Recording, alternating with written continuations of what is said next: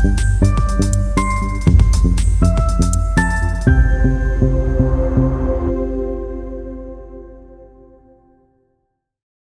క్షణం ఆలోచించండి. ఒకే చోట లక్షలాది పుస్తకాలు, వీడియోలు, రీసెర్చ్ పేపర్లు అన్నీ ఉచితంగా మనకు అందుబాటులో ఉంటే ఎలా ఉంటుంది? వినడానికేదో కలలా ఉంది కదా. అవును, కానీ ఇది నిజం. ఈరోజు మనం భారతదేశంపో అతిపెద్ద డిజిటల్ లైబ్రరీ అంటే national digital library of India లేదా ఎన్డీఎల్ఐ గురించి చాలా లోతుగా చర్చించుకోబోతున్నాం. అవును, మన దగ్గరున్న సమాచారం ప్రకారం ఇది నిజంగా విద్యారంగంలో ఒక విప్లవమా లేక కేవలం ఒక పెద్ద డేటా డంప్ మాత్రమేనా అని చూద్దాం. సరిగ్గా అదే పాయింట్. ఎందుకంటే పైకి చూస్తే ఇదొక వెబ్సైట్, కానీ దీని వెనుక ఉన్న ఆలోచన చాలా పెద్దదనిపిస్తోంది. నిజమే, మన దేశంలో ఎంతోమంది ప్రతిభావంతులైన విద్యార్థులకు సరైన వనరులు అంటే క్వాలిటీ రిసోర్సెస్ అందుబాటులో ఉండవు. ఆ అడ్డుగోడను తొలగించాలనేదే దీని అసలుద్దేశ్యం. అయితే అక్కడ నుండే మొదలు పెడదాం. అడ్డుగోడను తొలగించడం అన్నారు, కానీ పుస్తకాలను డిజిటల్గా మార్చే ప్రయత్నాలు చాలా ఏళ్లుగా జరుగుతున్నాయి. ఇందులో కొత్తేముంది? ఎన్డీఎల్ఐ ప్రత్యేకత ఏంటి? ఆధ్వర్యంలో ఐఐటి ఖరగ్పూర్ అభివృద్ధి చేసింది. వాళ్ల లక్ష్యం కేవలం కంటెంట్ ఇవ్వడం కాదు, నాణ్యమైన విద్యా వనరులను ఒక క్రమపద్ధతిలో అందించడం. ఆ క్రమపద్ధతి అనే పదం చాలా ఆసక్తికరంగా ఉంది. ఎందుకంటే ఈ రోజుల్లో ఇంటర్నెట్లో సమాచారానికి కొదవలేదు, కానీ దాన్ని వడపోయడమే పతపని. ఎన్డీఎల్ఐ దీన్నెలా చేస్తోని? దీని వెనుక ఉన్న టెక్నాలజీ ఏంటి? ఖచ్చితంగా ఎన్డీఎల్ఐ కేవలం ఒక స్టోరేజ్ యూనిట్ లాంటిది కాదు, అదొక ఇంటెలిజెన్స్ సిస్టమ్. ఇంటెలిజెన్స్ సిస్టమా? అవును, ఇది ఒక ప్రత్యేకమైన మెటాడేటా ఫ్రేమ్వర్క్ను వాడుతుంది.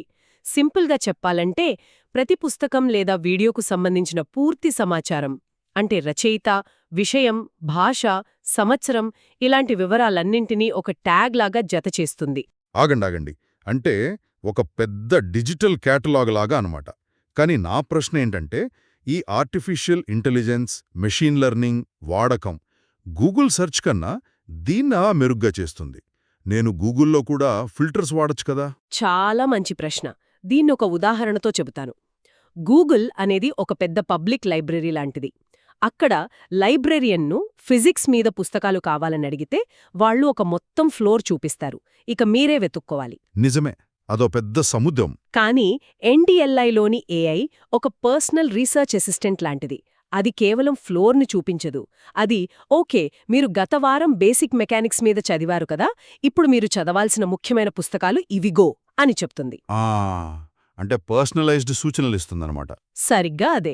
మీరు ఇబ్బంది పడుతున్న ఫలానా కాన్సెప్ట్ను వివరించే ఐఐటి ప్రొఫెసర్ వీడియో లెక్చర్ ఇదిగో అని సూచిస్తుంది. ఇది కేవలం రియాక్టివ్గా కాకుండా ప్రోయాక్టివ్గా పనిచేస్తుంది. అద్భుతం! ఇప్పుడు నాకు స్పష్టంగా అర్థమైంది. ఇది సమాచారాన్ని చూపించడమే కాదు, దాన్ని మనకు అనుగుణంగా మలిచి అందిస్తుందన్నమాట. ఇది విద్యార్థులకు ఒక వరం లాంటిదే. అవును. సరే, సెర్చ్ సంగతి పక్కన పెడితే, ఒక విద్యార్థి సమాచారాన్ని కనుక్కున్న తర్వాత దాన్ని ఉపయోగించుకోవడానికి ఏమైనా ప్రత్యేక టూల్స్ ఉన్నాయా? ఉన్నాయి. చాలా శక్తివంతమైన ఫీచర్లున్నాయి.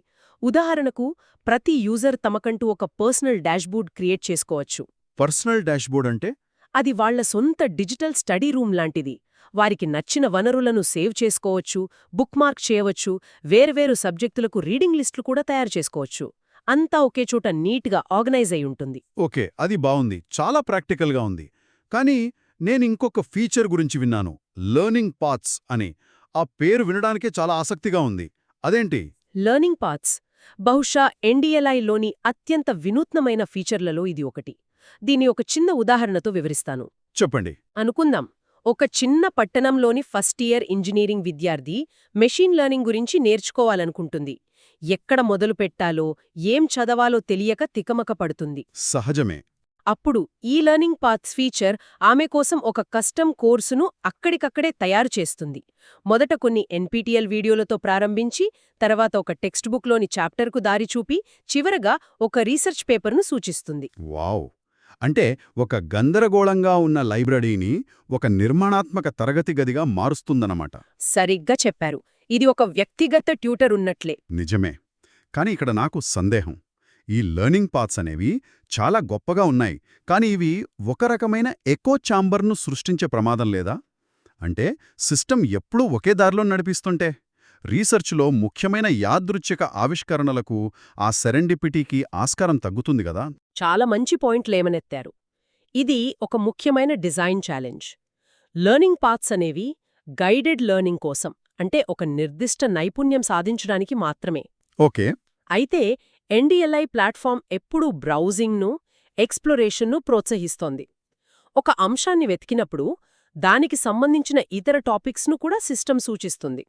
కాబట్టి ఒకవైపు స్ట్రక్చర్డ్ లెర్నింగ్, మరోవైపు ఫ్రీ ఫామ్ ఎక్స్ప్లోరేషన్, రెండింటికీ బ్యాలెన్స్ ఉంటుంది. అర్థమైంది. ఇక సిలబసు, పరీక్షల తయారీకి కూడా ఇది ఉపయోగపడుతుందంటున్నారు. అదెలా? అవును, సిలబస్ మ్యాపింగ్ ద్వారా విద్యార్థులు తమ యూనివర్సిటీ సిలబస్కి సంబంధించిన మెటీరియల్ను నేరుగా వెతకవచ్చు. ఇక పరీక్షల తయారీ మాడ్యూల్స్ అయితే జేఈఈ, నీట్, యూపీఎస్సీ వంటి పోటీ పరీక్షలకు సిద్ధమయ్యే వారికి ఒక నిధిలాంటిది. అంటే పాత ప్రశ్నపత్రాలు అలాంటివా? పాత ప్రశ్నపత్రాలు, మాక్ టెస్ట్లు, ప్రిపరేషన్ మెటీరియల్స్ అన్నీ ఒకే చోట దొరుకుతాయి. అంటే ఇది కేవలం అకాడమిక్ నాలెడ్జ్కే కాకుండా కెరియర్ లక్ష్యాలను చేరుకోవడానికి కూడా ఒక సాధనంగా ఉపయోగపడుతుంది. ఓకే. విద్యార్థుల కోసం ఇన్ని ఫీచర్లున్నాయంటే ఇది నిజంగా వాళ్లను శక్తివంతం చేస్తుంది. కానీ తరగతి గదికి అవతల వైపు ఉన్నవారి సంగతి ఏంటి? అంటే ఉపాధ్యాయులు, పరిశోధకులు, వాళ్లకు దీనివల్ల లాభం ఉందా? ఖచ్చితంగా. ఇది మొత్తం ఎడ్యుకేషన్ ఎకోసిస్టమ్నే ప్రభావితం చేస్తుంది. ఉపాధ్యాయుల విషయానికొస్తే వారు తమ లెక్చర్ల తయారీకి, కోర్స్ కంటెంట్ క్యూరేట్ చేయడానికి ఇదొక అద్భుతమైన వనరు. ఇక పరిశోధకులకైతే ఇది చాలా సమయాన్ని ఆదా చేస్తుంది. ఒక టాపిక్ మీద ఇంతకుముందు ఏం వర్క్ జరిగిందో తెలుసుకోవడానికి 10 వేర్వేరు సైట్లు వెతకాల్సిన పనిలేదు. శోధ్గంగా లాంటి ఇండియన్ థీసిస్ రిపాజిటరీల నుండి అంతర్జాతీయ జర్నల్స్ వరకు అన్నీ ఒకే చోట దొరుకుతాయి. ఒక్క నిమిషం, అంతర్జాతీయ జర్నల్స్ కూడానా? అంటే ఈ కంటెంట్ అంతా ఎక్కడి నుండి వస్తోంది? ఎన్డిఎల్ఐ సొంతంగా కంటెంట్ను సృష్టిస్తోందా? లేదు. ఎన్డిఎల్ఐ సొంతంగా కంటెంట్ను సృష్టించదు. ఇది ఒక సహకార నమూనాపై పనిచేస్తోంది. దేశ విదేశాలలోని ప్రముఖ సంస్థల నుండి కంటెంట్ను సమీకరిస్తోంది. ఉదాహరణకు ఎన్పిటిఇఎల్ నుండి ఇంజనీరింగ్ లెక్చర్లు, స్వయం నుండి ఆన్లైన్ కోర్సులు, ఎన్సీఈఆర్టీ పాఠశాల పుస్తకాలు, ఇలా మన జాతీయ సంస్థల నుండి భారీ మొత్తంలో కంటెంట్ వస్తోంది. ఆగండి, అంటే ఎన్పిటిఎల్, స్వయం, వీటితో పాటు అంతర్జాతీయ సంస్థలైన వరల్డ్ బ్యాంక్, యునెస్కో, వీటన్నిటి కంటెంట్ ఒకే చోటుందన్నమాట? అవును. ఈ ఏకీకరణ అంటే ఇంటిగ్రేషన్ దీనికున్న అతిపెద్ద బలాల్లో ఒకటి. ఇది చాలా పెద్ద విషయం. నా కాలేజ్ రోజుల్లో ఇలాంటి మెటీరియల్ కోసం 5-6 వేర్వేరు వెబ్సైట్ల మధ్య తిరగాల్సొచ్చేది. ఖచ్చితంగా. అంతేకాదు, దేశంలోని ఐఐటీలు, ఎన్ఐటీలు, ఇంకా ఎన్నో విశ్వవిద్యాలయాలు తమ లైబ్రరీ వనరులను దీనితో అనుసంధానం చేశాయి. ఇది నిజంగా విజ్ఞానాన్ని ఒకే గొడుగు కిందకి తెచ్చి ఒక మహాప్రయత్నం. బావుంది. ఈ డిజిటల్ ప్రపంచం నుండి కాస్త బయటకొద్దాం. మన సమాచారంలో ఎన్డిఎల్ఐ క్లబ్స్ అనే ఒక ఆసక్తికరమైన అంశముంది. ఒక డిజిటల్ లైబ్రరీకి ఫిజికల్ క్లబ్లకు సంబంధమేంటి? ఇది చాలా వినూత్నంగా అనిపిస్తోంది. ఇది నిజంగా ఒక ప్రత్యేకమైన ఆలోచన. ఎన్డిఎల్ఐ క్లబ్స్ యొక్క ఉద్దేశం కేవలం డిజిటల్ వినియోగాన్ని పెంచడం కాదు, కళాశాలల్లో ఒక అకాడమిక్ సంస్కృతిని, ఒక సహకార అభ్యాస వాతావరణాన్ని నిర్మించడం. అంటే ఆన్లైన్ లెర్నింగ్కు ఒక ఆఫ్లైన్ టచ్ ఇస్తున్నారన్నమాట. సరిగ్గా అదే. ఇది ఆన్లైన్ లెర్నింగ్కు ఒక ఆఫ్లైన్, సామాజిక రూపాన్నిస్తుంది. ఆసక్తిగా ఉంది. ఈ క్లబ్లు అసలు ఏం చేస్తాయి? ఈ క్లబ్లను విద్యార్థులే నడుపుతారు. వాళ్లు వెబినార్లు, పుస్తక సమీక్షా పోటీలు, రీడింగ్ ఛాలెంజ్లు, కొన్నిసార్లు హ్యాకథాన్లు కూడా నిర్వహిస్తారు. దీనివల్ల విద్యార్థులలో డిజిటల్ అక్షరాస్యత పెరుగుతుంది, ఒకరికొకరు సహాయం చేసుకునే స్ఫూర్తి పెరుగుతుంది. ముఖ్యంగా లైబ్రరీ వనరులను ఎలా సమర్థవంతంగా వాడుకోవాలో నేర్చుకుంటారు. అంటే ఒక డిజిటల్ ప్లాట్ఫామ్ను ఒక సామాజిక ఉద్యమంలా మార్చే ప్రయత్నమిది. అవును, ఒక కమ్యూనిటీని నిర్మించడం. ఇదంతా వినడానికి అద్భుతంగా ఉంది. ఒకవైపు శక్తివంతమైన టెక్నాలజీ, మరోవైపు కమ్యూనిటీ బిల్డింగ్. కానీ మనం వాస్తవంలోకి వద్దాం. ఇంత పెద్ద ప్రాజెక్టుకు సవాళ్లు లేకుండా ఉండవు గదా? తప్పకుండా ఉంటాయి. ముఖ్యంగా మన దేశంలో ఇంటర్నెట్ కనెక్టివిటీ లాంటి సమస్యలున్నాయి. ఆచరణలో ఎదురయ్యే అడ్డంకులేమిటి? మీరు చాలా ముఖ్యమైన ప్రశ్న అడిగారు. అవును, కొన్ని పెద్ద సవాళ్లు ఉన్నాయి. మొదటిది మీరు చెప్పినట్లే కనెక్టివిటీ. అవును. గ్రామీణ మరియు మారుమూల ప్రాంతాల్లో ఇంటర్నెట్ వేగం, దాని లభ్యత ఇప్పటికే ఒక పెద్ద అడ్డంకి. ఎన్డిఎల్ఐలో వీడియోలు, హై రెజల్యూషన్ డాక్యుమెంట్స్ ఉంటాయి కాబట్టి స్లో ఇంటర్నెట్తో వాటిని యాక్సెస్ చేయడం చాలా కష్టం. ఇది చాలా పెద్ద సమస్య. మరి కంటెంట్ నాణ్యత, దాని నిర్వహణ గురించి ఏమైనా సమస్యలున్నాయా? ఉన్నాయి. రెండవ సవాలు ఏంటంటే అవగాహన. చాలామంది విద్యార్థులకు, ఉపాధ్యాయులకు ఇప్పటికీ ఎన్డిఎల్ఐ గురించి, దాని ఫీచర్ల గురించి పూర్తిగా తెలీదు. అవేర్నెస్ లేకపోవడం. అవును, ఇది ఉందని తెలిసినా దాన్ని ఎలా సమర్థవంతంగా వాడుకోవాలో వారికి చెప్పాల్సిన అవసరం చాలా ఉంది. ఇక మూడవది కంటెంట్ డూప్లికేషన్.